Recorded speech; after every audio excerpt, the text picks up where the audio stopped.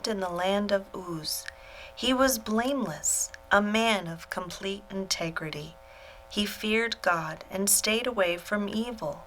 He had 7 sons and 3 daughters. He owned 7,000 sheep, 3,000 camels, 500 teams of oxen, and 500 female donkeys. He also had many servants.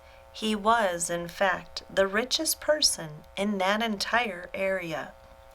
Job's sons would take turns preparing feasts in their homes, and they would also invite their 3 sisters to celebrate with them. When these celebrations ended, sometimes after several days, Job would purify his children. He would get up early in the morning and offer a burnt offering for each of them. For Job said to himself, "Perhaps my children have sinned and have cursed God in their hearts." This was Job's regular practice. Job's first test. One day, the members of the heavenly court came to present themselves before the Lord, and the accuser, Satan, came with them. "Where have you come from?" the Lord asked Satan. Satan answered the Lord, "I have been patrolling the earth, watching everything that's going on."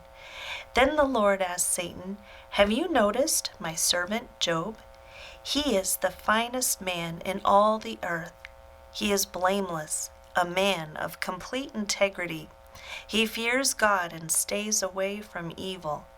Satan's reply to the Lord, "Yes, but Job has good reason to fear God. You have always put a wall of protection around him and his home and his property. You have made him prosper in everything he does. Look how rich he is. But reach out and take away everything he has, and he will surely curse you to your face." "All right, you may test him," the Lord said to Satan. "Do whatever you want with everything he possesses, but don't harm him physically." So Satan left the Lord's presence. One day, when Job's sons and daughters were feasting at the older brother's house, a messenger arrived at Job's home with this news: "Your oxen were plowing with the donkeys feeding beside them. When the Sabaeans raided us, they stole all the animals and killed all the farmlands. I am the only one who escaped to tell you." While he was still speaking, another messenger arrived with this news: "The fire of God has fallen from heaven and burned up your sheep and all the shepherds. I am the only one who escaped to tell you." While he was still speaking, a third messenger arrived with this news: "3 bands of Chaldean raiders have stolen your camels and killed your servants. I am the only one who escaped to tell you." While he was still speaking, another messenger arrived with this news: "Your sons and daughters were feasting in their oldest brother's home.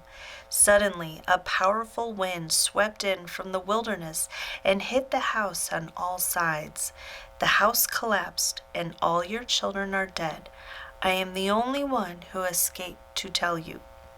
Job stood up and tore his robe in grief. Then he shaved his head and fell to the ground to worship. He said, "I came naked from my mother's womb, and I will be naked when I leave. The Lord gave me what I had, and the Lord has taken it away. Praise the name of the Lord." In all of this, Job did not sin by blaming God. Job 2. Job's second test. One day, the members of the heavenly court came again to present themselves before the Lord, and the accuser Satan came with them. "Where have you been? Where have you come from?" the Lord asked Satan. Satan answered the Lord, "I have been patrolling the earth, watching everything that's going on." Then the Lord asked Satan, "Have you noticed my servant Job? He is the finest man in all the earth. He is blameless, a man of complete integrity.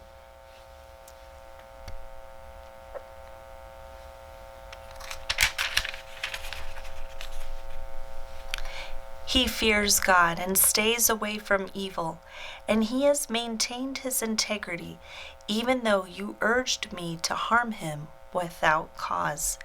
Satan replied to the Lord, "Skin for skin.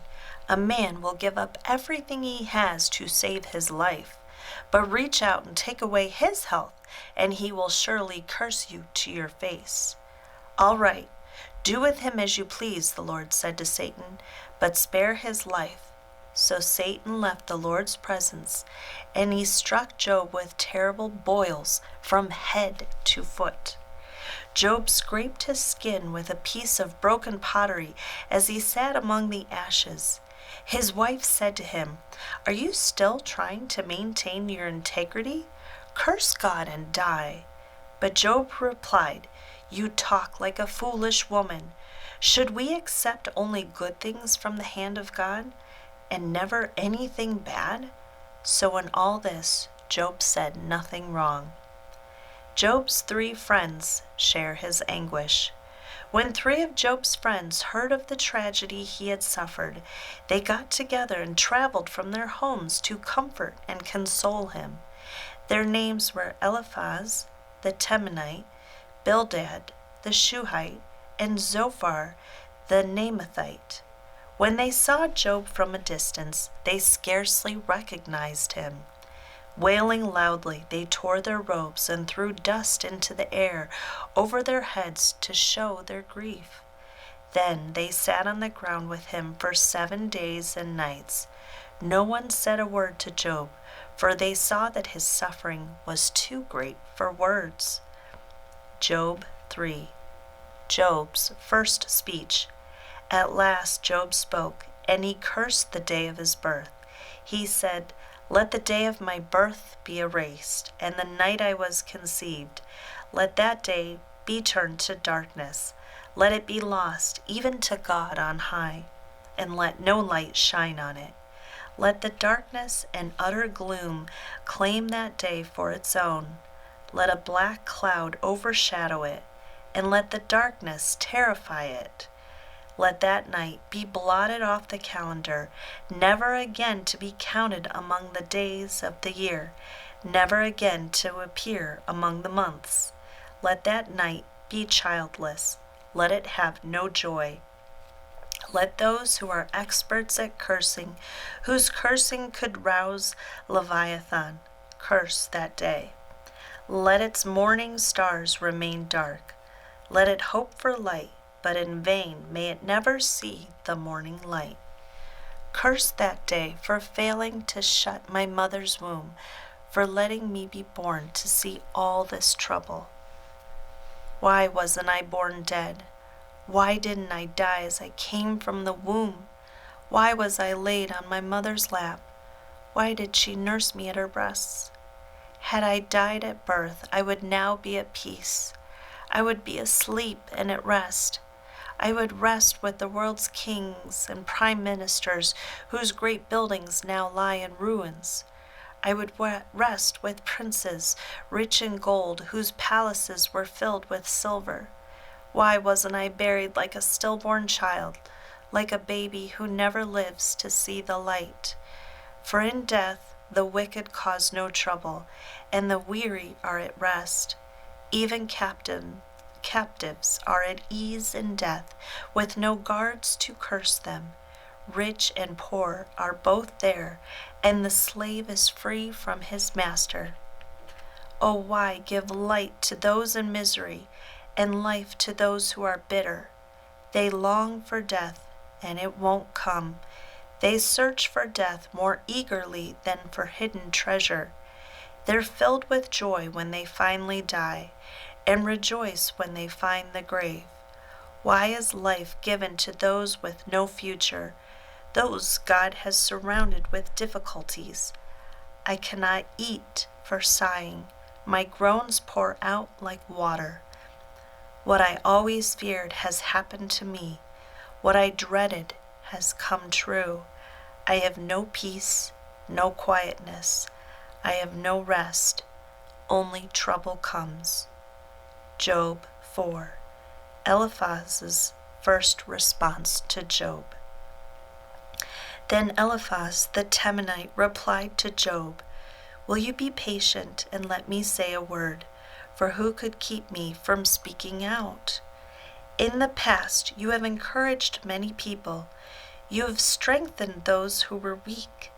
Your words have supported those who were falling. You encouraged those with shaky knees. But now, when trouble strikes, you lose heart. You are terrified when it touches you."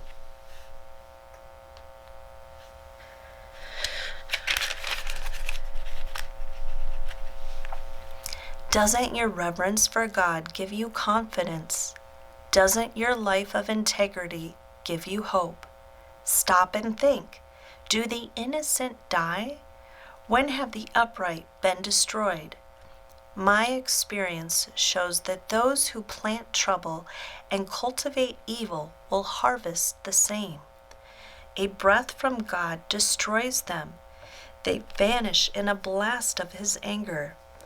The lion roars and the wildcat snarls, but the teeth of strong lions will be broken. The fierce lion will starve for lack of prey, and the cubs of the lioness will be scattered. The truth was given to me in secret, as though whispered in my ear. It came to me in a disturbing vision at night, when people are in a deep sleep. Fear gripped me, and my bones trembled. A spirit swept past my face, and my hair stood on end. The spirit stopped, but I couldn't see its shape. There was a form before my eyes. In the silence, I heard a voice say, "Can a mortal be innocent before God? Can anyone be pure before the Creator? If God does not trust his own angels and has charged his messengers with foolishness, how much less will he trust people made of clay? They are made of dust, crushed as easily as a moth. They are alive in the morning, but dead by evening, gone forever without a trace. Their tent cords are pulled, and the tent collapses, and they die in ignorance." This is the word of the Lord.